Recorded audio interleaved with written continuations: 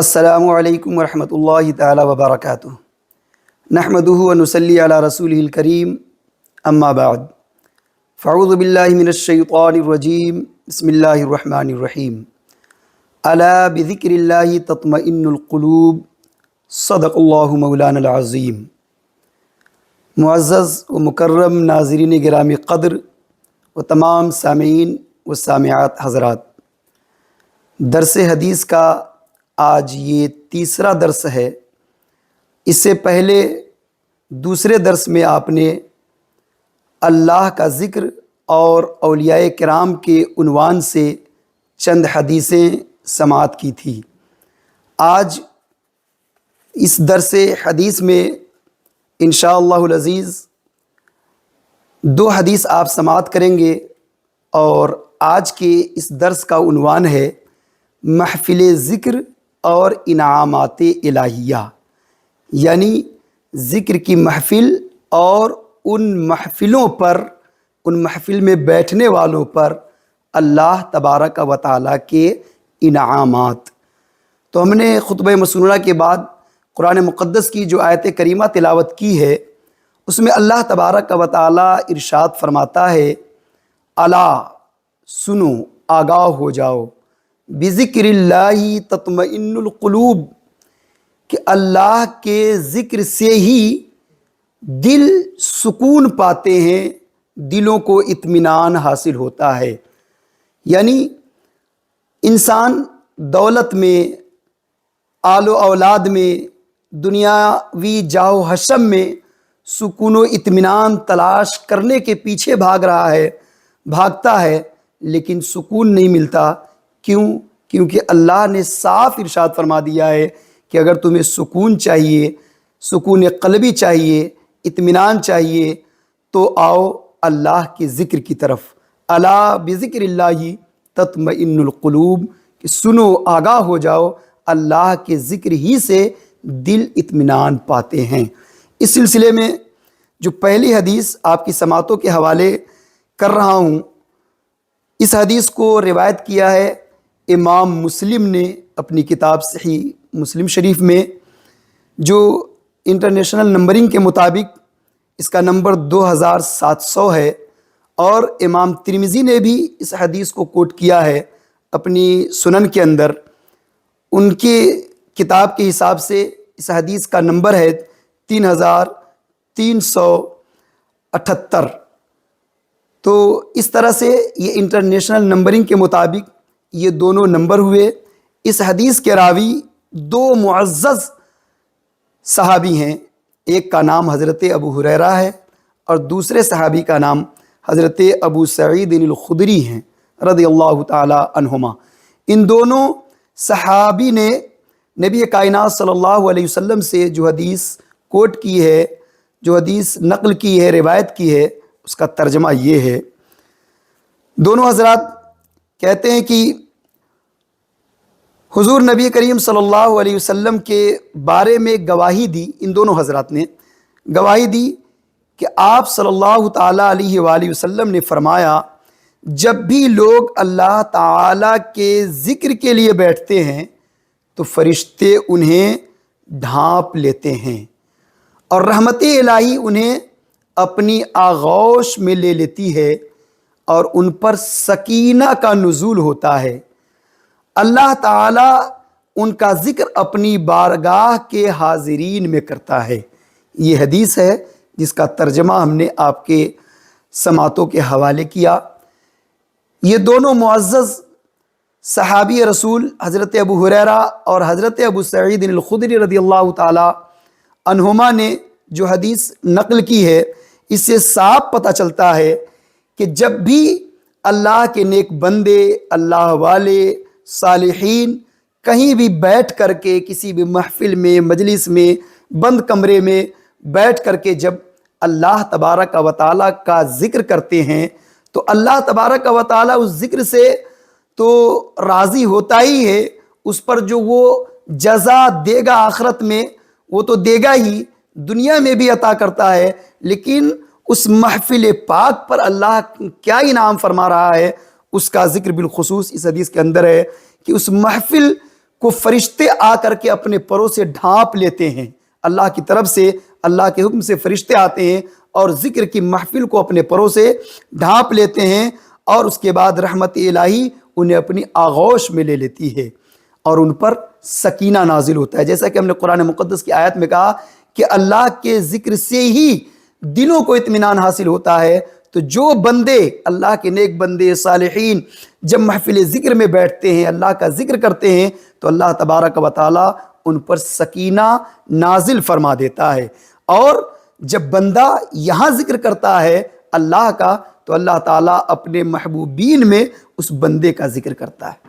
یہ تو ایک حدیث ہوئی. ایک دوسری نہایت ہی اہم اور طویل حدیث ہے.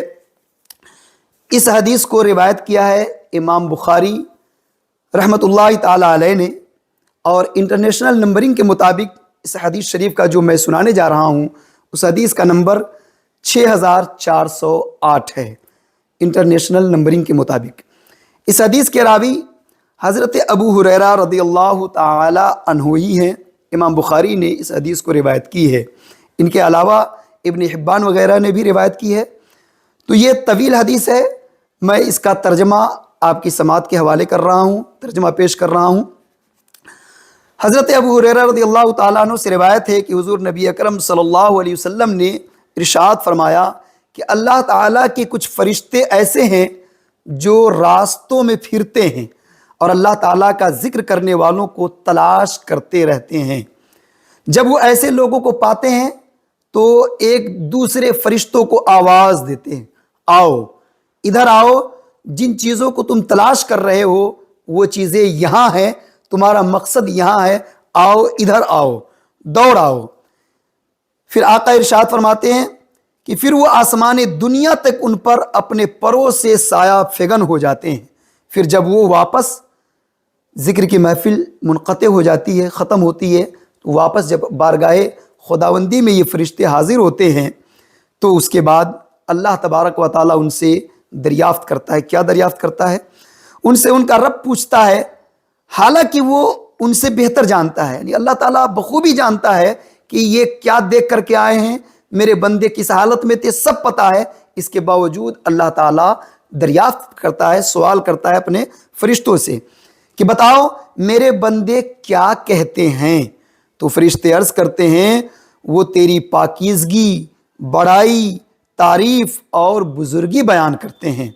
آپ صلی اللہ علیہ وسلم نے ارشاد فرمایا, پھر اللہ تعالیٰ فرماتا ہے کیا انہوں نے مجھے دیکھا ہے؟ وہ عرض کرتے ہیں, فرشتے عرض کرتے ہیں اللہ رب العزت کی قسم تجھے تو انہوں نے نہیں دیکھا ہے. پھر آقا صلی اللہ علیہ وسلم ارشاد فرماتے ہیں تو اللہ تعالیٰ فرماتا ہے اگر وہ مجھے دیکھ لیں تو ان کا کیا حال ہوگا, یعنی میرے بندوں کا کیا حال ہوگا اگر وہ مجھے دیکھ لیں, ان کی کیا حالت ہوگی.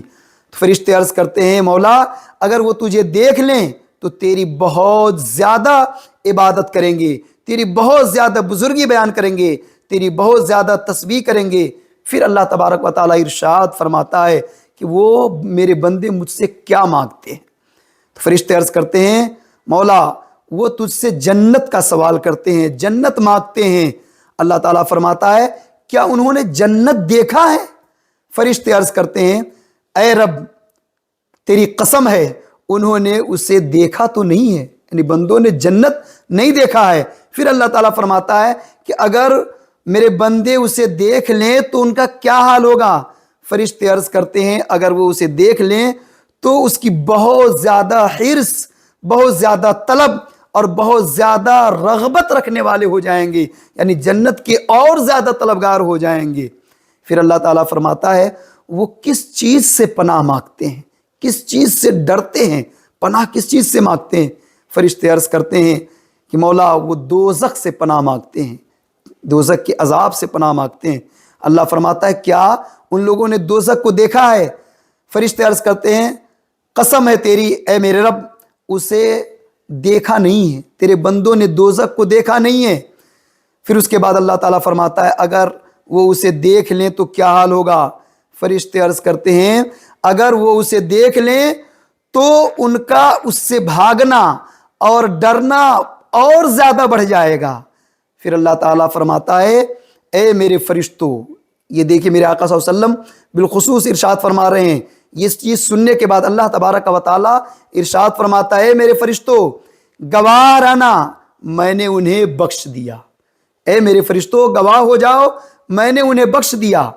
تو انہی میں سے ایک فرشتہ عرض کرتا ہے کہ مولا ان میں فلاں شخص ایسا بھی تھا جو ذکر کے لیے نہیں آیا تھا بلکہ اپنی حاجت کے لیے اپنی ضرورت کے لیے کہیں جا رہا تھا، اور وہ اتفاق سے اس مجلس میں آ گیا، اس مجلس میں بیٹھ گیا، اس کے عمل ایسے نہیں ہیں، اس کے کارنامے ایسے نہیں ہیں، حسن عمل حسن اخلاق اس کے پاس اچھے اور بہتر نہیں ہیں، کیا اس بندے کی بھی بخشش ہو گئی؟ تو اللہ تعالیٰ فرماتا ہے کہ وہ یعنی میرے جو اولیاء اللہ ہے، جو میرے صالحین ہیں، جو میرے نیک بندے ہیں، ایسے ہمنشی ہیں کہ ان کے پاس بیٹھنے والا کبھی بدبخت اور محروم نہیں ہو سکتا ہے۔ یعنی میرے آقا صلی اللہ علیہ وسلم ارشاد فرماتے ہیں کہ اللہ تعالیٰ یہ ارشاد فرماتا ہے کہ میں نے ان تمام لوگوں کو بخش دیا۔ تو ایک فرشتہ اللہ سے دریافت کرتا ہے میرے مولا اس محفل میں تو بہت سے حضرات ایسے تھے جو ذکر کے لیے آئے تھے، ذکر کی محفل میں جمع ہوئے تھے تاکہ ذکر کریں، لیکن ایک بندہ تو ایسا تھا جس نے ذکر کا ارادہ بھی نہیں کیا تھا، یوں ہی اتفاق سے ان صالحین کی محفل میں آ گیا اور ان کے ساتھ بیٹھ گیا، تو کیا اس کی بھی بخشش ہو گئی؟ تو اللہ تعالیٰ ارشاد فرماتا ہے کہ وہ بندہ جو بھلے ہی گناہگار ہے وہ آیا کس کے پاس ہے، یہ اصل ہے، یعنی وہ آیا ہے میرے ان بندوں کے پاس جو میرے صالحین بندے ہیں، میرے نیک بندے ہیں، اور ان کا جو ہمنشی ہوگا، ان کی صحبت میں بیٹھنے والا ہوگا، وہ کبھی بدبخت نہیں ہوگا، وہ کبھی محروم نہیں ہوگا۔ لہٰذا میں نے اپنے ان نیک بندوں کے صدقے میں اس گناہگار بندے کو بھی بخش دیا۔